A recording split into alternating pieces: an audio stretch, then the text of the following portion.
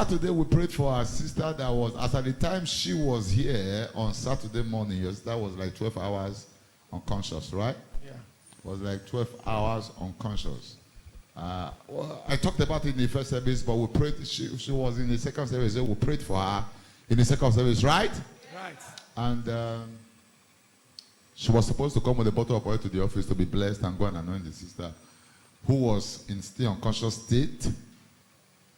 But she didn't have the oil. So you remember on Saturday it was an impartition day. So those handkerchiefs were they powerful? Yes. So I gave her one of those handkerchiefs. The handkerchief was not the power. It was Jesus that touched it to make it powerful. And so she went with one of the handkerchiefs. So talk to us. Let's hear from horse's mouth on. Praise the Lord. Praise the Lord. I'm very happy standing here this morning. I just want to return all the glory to God. Can you speak loud? I Is it the just microphone? come to return all the glory to God for what He has done in my life and the life of my family. It was this same time last year I lost my mom. So on Thursday last week I was supposed to be in fellowship. I could not come. It was that morning I came from travel. So I told Papa that I was already around. He said I should come to fellowship, although I disobeyed. It was not my fault. So you disobeyed. There is nothing like fault inside disobedience. You disobeyed. That is the second disobedience. First, don't go to worry. You disobey. You went. Second, come to fellowship. You disobey. You did not come. Continue. The kata. So I did not come to fellowship. I went to my cousin's house at Airport Road, Gapion. I went to give her something. So in the evening when I was there, even before that day, I had a dream. Even Mrs. Harry was quarreling with me that why I did not call our evangelist and Pastor Ese too. I had a dream. They wrote my elder brother's picture and my sister's picture. That night of it, they wrote "Rest in peace." You had that kind of dream? Yes. So I quickly woke up from that dream. I started praying. So I was praying. When I slept again, I had the same dream again. I saw the same picture with my sister. They rest in peace. They did write your brother was no longer there. My brother was still there. It was The not my second time. brother and his daughter. So they wrote "Rest in peace." They were not serious. So that night I was so restless. So it was the next day of it around 9. Did I tell you to come here with your family people? Yes. Eh? That was supposed to be when? On Sunday? Yes. Eh? Yes. Okay. So that on Thursday when I got to my auntie house at Airport Road around night, for the whole of that Thursday I could not eat. I was having running stomach, so I just started praying. So in the night of it, around 9 thereabout, when I was about to eat, I could not eat. I just went to fridge. I took banana. So as I was about peeling the banana fell from my hand. I just said, God, affliction would not rise second time. So I went inside to sleep. It was around 10:30, my phone rang. When my phone rang, when I pick it, the noise there was something else. I was trying to, what is it? Talk to me. They were calling me, please, come on, call your evangelist. So I said, what is it? Why would I call your evangelist? Nobody could talk to me normal the way they talk. So I end the call. So my auntie tried to start his car. The 2 cars could not start. So we ran out. We were outside for more than an hour looking for a cab. We did not see cab that night. So that was there. I tried calling evangelist. Evangelist number was not going. I called. So I called Pastor George, the same thing. Their 2 number was not reachable. I could not get them on phone. So after like 30 minutes or thereabout, the one cab now came, the man now carried us. When we got to hospital, what happened? They said they were just talking. The next thing, my sister just collapsed. So they did everything. They started beating her at home for her to wake up. They used olive oil. They took her to church. No church open.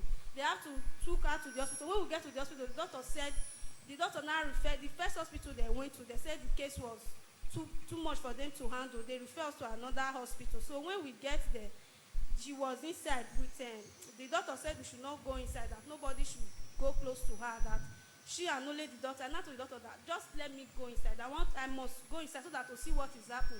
They said the stage that she was is very critical, that we cannot go inside. If they tried, they could not bring her back. We will have to take her to another hospital. So I ran outside. I went to buy water. When I bought water, I called Pastor Osas.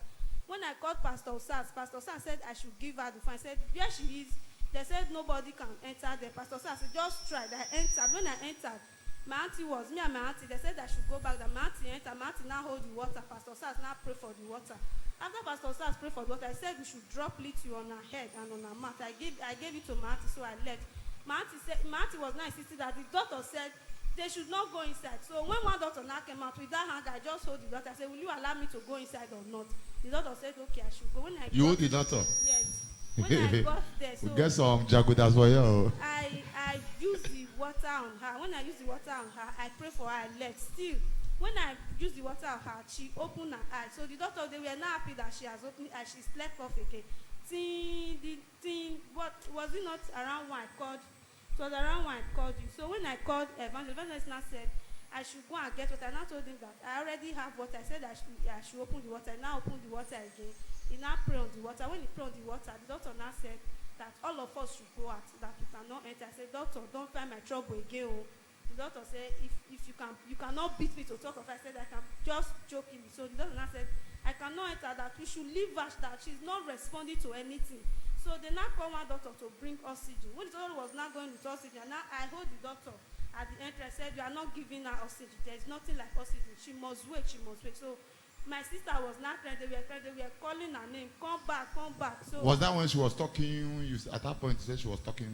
Yes. At that point, after praying for the water, I now gave her the water. So at the point you called me, you said she was just talking yes, nonsense. she was after Pastor Sasas prayed for the water. I gave her. She now started what she was saying. I don't understand. The next thing she now called one of my brother that died like 10 years ago. She was now calling. I told you Saturday that when she called me, the Lord told me that she was already talking with the dead people. That's what I told you. You should be answering. Don't be shaking your head. For those of you that were around, I said, after that when she called me, I was in the room. I should just say she's talking. She just told me that there's a battle of life and death. She's talking with dead people. And the affliction must not rise the second time. She called that my brother's name, and she called that two other of my cousins. They were dead. So she now started calling their name. When she called their name, that was when I now hit her on her face. I now told them that you have no business with those people. They are dead. You must come back to life. You must come back to life. You have no choice than to come back to life. So you now said the next day of it, we were still at the hospital. So it was around. Finish that night now. You have not finished. That night, the story is very plenty. Praying for the water, after you pray, I was still calling those names. So she was calling those names. After calling those names, this time I'm telling you. How about the point you now anointed her when with? I anointed her with settle down, Mary, so that you be following it chronologically, stage by stage. At the time, you now said, put water in her mouth and in her forehead. She stopped calling those names. How did it happen? Just explain.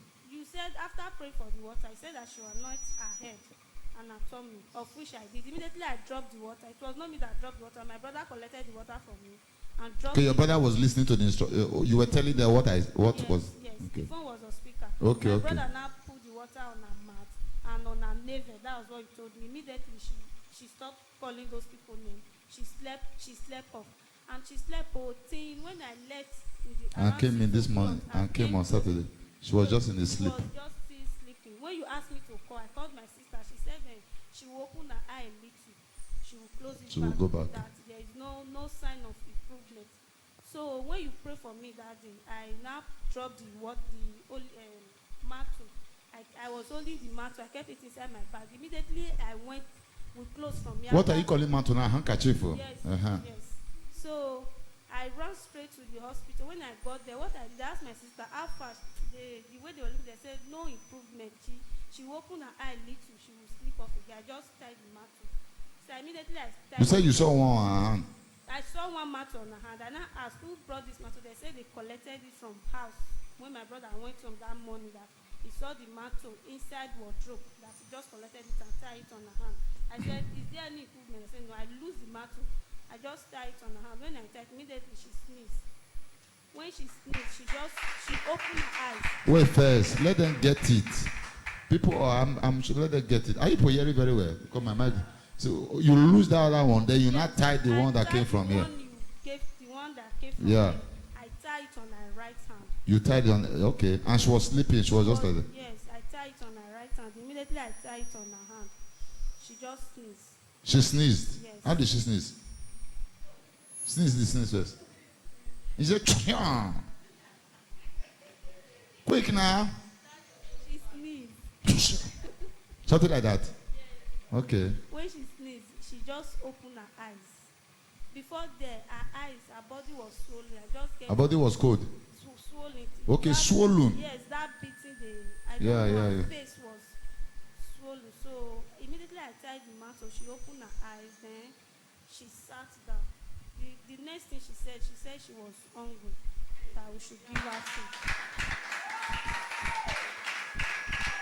If I tell you that that mantle resurrected dead body now, will you doubt it?